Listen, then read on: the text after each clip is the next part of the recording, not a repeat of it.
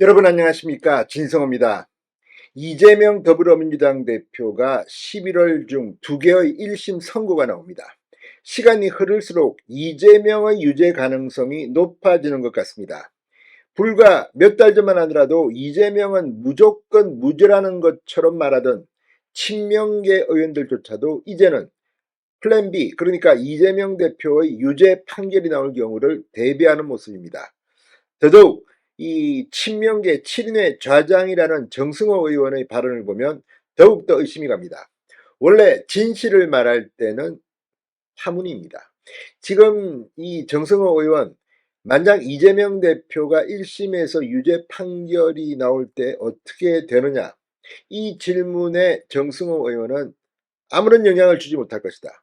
그리고 지금 이재명의 라이벌로 거론되고 있는 이 김경수 전 경남지사, 김동연 현 경기도지사, 김부겸 전 국무총리, 이른바 삼김에 대해서도 이재명과는 비교가 되지 않는다. 이재명이 문제가 1심 판결에서 유죄가 나오더라도 이들이 대안이 될 가능성은 없다고 주장하고 있습니다. 이 말인즉슨 거꾸로 그만큼 위기를 느끼고 있다. 사전에 대비하려는 의도로 풀이됩니다. 문제는 시간 싸움입니다. 그러니까 이재명 대표가 1심에서 유죄 판결을 받더라도 대법원에서 확정 판결을 받아야만 대통령 선거에 출마할 수 없습니다. 그래서 지금 민주당 내에서는 임기 단축 개헌까지 이야기가 나오고 있습니다.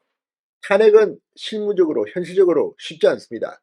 자, 그러자 정성호 의원은 임기 단축 개헌을 이야기하기 시작했습니다. 그만큼 이재명은 지금 상당히 위기라는 겁니다. 다행스러운 것은 민주당이 지금 이재명 말고는 그렇게 강한 정치인이 보이지 않고 있다. 그동안 민주당의 지지자들이 다 이재명으로 갔기 때문에 이재명이 대통령 선거 직전에 출마가 불가능해지면 보수 정치에도 희망이 있을 수 있다. 이런 분석도 나오고 있습니다. 그런데 문제는 이재명의 운명입니다. 11월 2개의 판결, 아마 1심 판결이 중요합니다. 이 선거법 1심 판결이 나온다면 나머지 1심 판결도 유죄가 될 가능성이 높습니다. 무엇보다도 위정교사 의혹 재판에서는 구속도 가능한데 야당 대표이기 때문에 구속까지는 시키지 않을 가능성이 높습니다만, 어차피 이제 대북 송금 사건, 여기에 이제 경기도 법인카드 재판도 기소가 되면 시작될 겁니다. 이재명 대표는 정말 기록을 세웁니다. 5개 재판을 받는 제1야당 대표가 될 것 같습니다. 자, 정승호 의원은 뭐라고 했을까요? 정승호 의원의 말을 거꾸로 해석해 보면 그만큼 지금 친명계는 위기를 느끼고 있습니다. 그러나 정치라는 게 이재명이 한번 무너지면 또 와르르 다른 사람한테 몰려갑니다. 그게 누구인지 친명계에도 아마 있을 겁니다. 그런데 이재명이 있으니까 아무도 나서지 못하고 지금 김부겸, 김경수, 김동연, 삼김이 운이되고 있습니다. 그런데 이렇게 이름이 자꾸 나오면 정말 이들 중 한 명이 대안이 될지도 모릅니다. 친명계가 지금 고민에 빠졌습니다. 민주당 당대표가 바뀔 가능성도 배제하긴 힘들다고 봅니다. 진성호의 융단 폭격 시작합니다. 더불어민주당을 융단 폭격합니다. 방송에 앞서 아직 진성호 방송에 구독자가 아니신 분은 붉은색 구독 버튼 눌러주십시오. 더 좋은 방송으로 보답하겠습니다. 자, 정승호 민주당 의원이 SBS 라디오 김태현의 정치쇼에 나와 김경수 전 경남지사와 김동연 경기도지사, 김부겸 전 국무총리에 대해 이재명 대표의 대안이 될 가능성이 없다고 단언한다, 이렇게 말했습니다. 그만큼 지금 위기의식을 거꾸로 느끼는 게 아닌가 싶기도 합니다. 자, 친명계 5선 중진인 정성호 의원, 이재명 대표의 1심 재판 결과가 안 좋게 나오면 김동연 전 지사, 김동연 지사 등이 대안으로 떠오를 가능성이 있느냐는 김태현 변호사의 질문에 이렇게 말했습니다. 이재명 대표는 지금 7개 사건으로 기소돼 4개 재판을 받고 있습니다. 이 중 선거법 위반 사건과 위정교사 혐의 재판 1심 선고가 11월 15일, 25일 연이어 나옵니다. 이재명 대표의 위정교사 재판에서 금고 이상의 형, 그리고 공직선거법 위반 재판에서 100만 원 이상 벌금형만 나오고 이게 대법원에서 확정되면 차기 대선 출마는 불가능해집니다.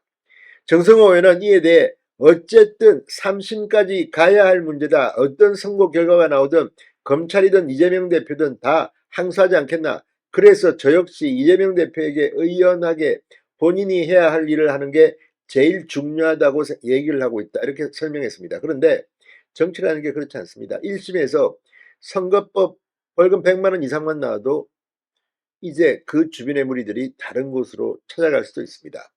그러면서 정성호 의원은 만약에 1심에서 최악의 결과가 나오더라도 이게 어쨌든 윤석열 검찰 정권의 정치 탄압이었기 때문에 지지율에 다 반영이 되어 있다. 이재명 대표에 대한 당원과 국민들의 지지가 흩어질 가능성이 없다고 본다고 주장했습니다. 그런데 이 말도 어폐가 있습니다. 윤석열 검찰 정권의 정치 탄압이라고 하지만 판결은 사법부 판사가 합니다.